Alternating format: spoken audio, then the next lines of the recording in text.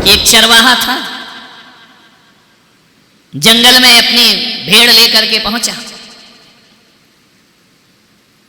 उसका रोज का वही रूटीन था, रोज जंगल में भेड़ ले जाना, भेड़ों को चराना, शाम वापस आ जाना। बड़े मजे की बात कि जब वह भेड़ों को चराता था तो दोपहर को 11 बजे 12 बजे उसकी पत्नी उसके लिए रोटी लेकर के जाती थी। आज क्या हो गया? पत्नी नहीं आई, भूख लग रही है, भेड़ें चर रही हैं, देखो तो जानवर पेट भर रहा है, इंसान भूखा खड़ा है। आज पत्नी नहीं आई, क्या हो गया? समय हो गया। लेकिन दुर्भाग्य था कि वो चरवाहा निपट बहरा था, उसे सुनाई नहीं देता था, बधिर था, जन्मजात बहरा था। उसने देखा कि पत्नी आज भोजन लेकर नहीं आई, एक तरफ तो भूख है, दूसरी तरफ चिंता, कहीं बीमार तो नहीं तो वो कभी आना छोड़ती नहीं है, कुछ ना कुछ मुसीबत उस पर जरूर आई है। या तो वो बीमार पड़ गई या कोई संकट आ गया, कुछ ना कुछ तो पत्नी के साथ हुआ है। इधर भूख की चिंता, उधर पत्नी की चिंता। उसने देखा कि क्या करूं, इतनी सारी भेड़ दोपहर को वापस भी नहीं ले जा सकता हूं, वरना मैं तो भूखा हूं ही, ये भेड़ें भी भूखी लौट जाएंगी। उसने देखा कि एक लकड़हारा लकड़ी काट रहा है।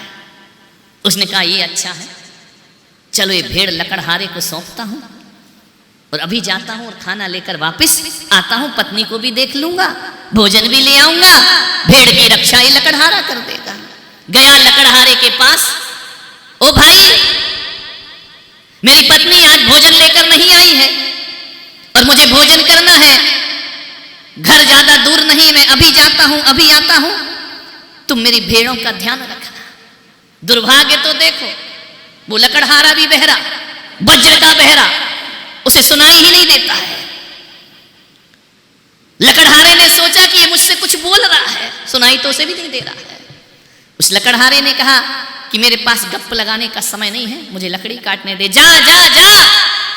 अब ये बहरा समझा कि ये कह रहा मैं देख लूंगा, तू जा।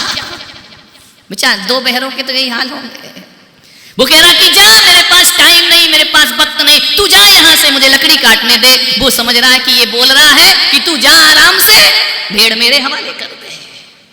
दो बहरे, चला गया लौट के, बहरे उनके हवाले करके।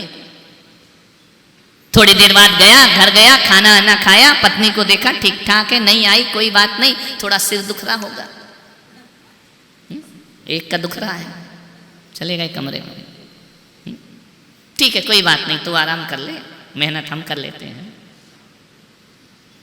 लौट करके आया, उसने देखा एक एक भेड़ गिनी, 1 2 3 4 100 की 100 भेड़, एक भी गायब नहीं। उसने सोचा, उस बहरे ने, चरवाहे ने, कि आदमी तो ईमानदार है, लकड़ी भी काट रहा है, मेरी भेड़ की रक्षा भी कर रहा है।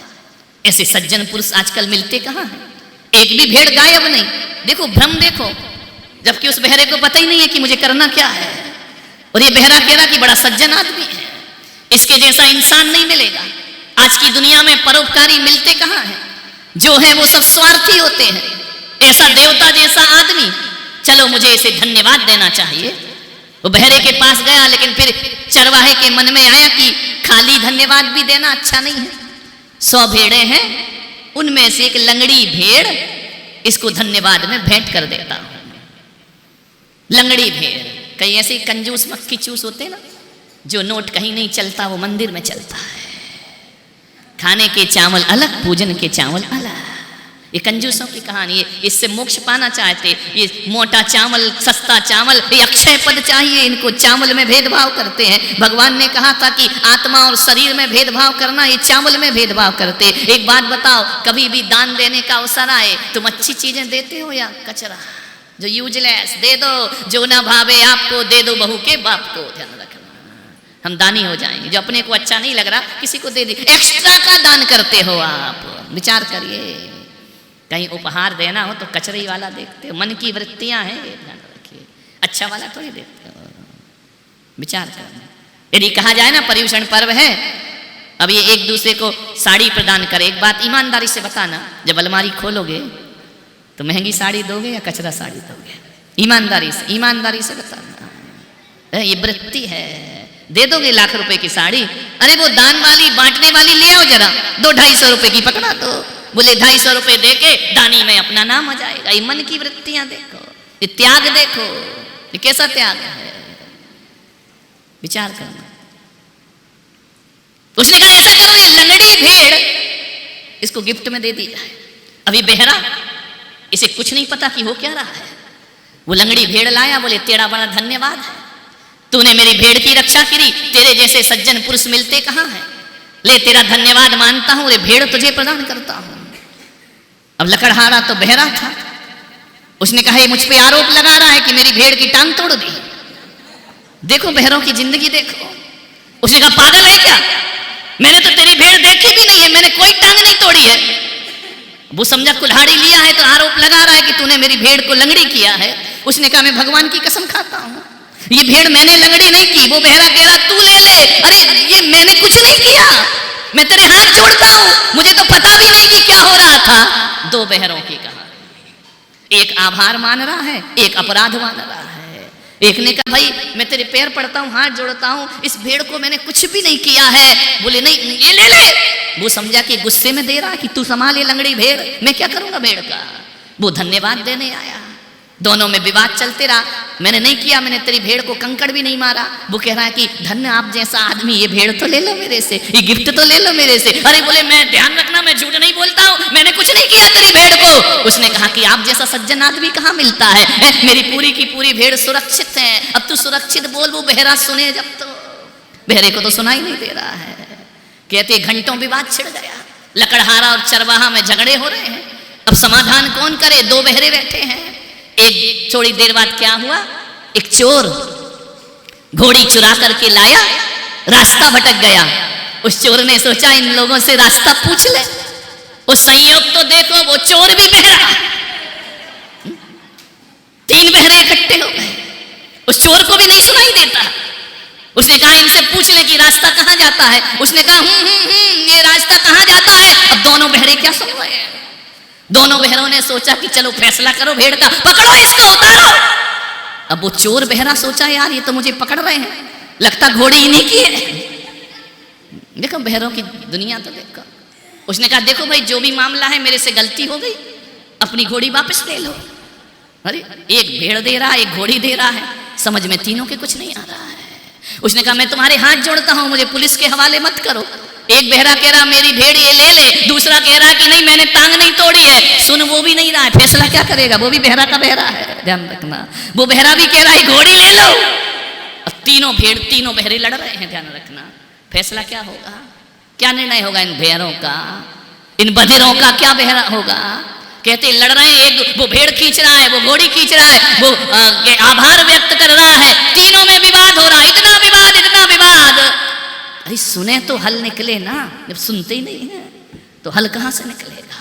वो घोड़ी आगे करता, वो भेड़ आगे करता, वो हाथ जोड़ता, वो कहता मैंने नहीं मारी, वो कहता तुम्हारी घोड़ी है तो तुम ले लो। सुनाई तो तीनों को नहीं दे रहा है। इतने में एक वहां से संत निकले, फकीर। संत ने देखा तीनों झगड़ रहे हैं।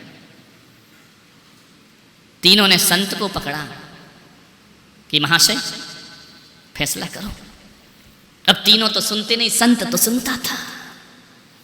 उसने कहा कि ये बहुत सज्जन आदमी है, इस जैसा इंसान नहीं है, मेरी एक भी भेड़ चोरी नहीं गई। संत ने कहा अच्छा तो मैं इसे भेड़ दे चाहता हूं। भेड़ और लकड़हारा कह रहा है कि हुजूर मैंने कोई गलती नहीं की, कोई अपराध नहीं किया, इसकी टांग मैंने नहीं तोड़ी है।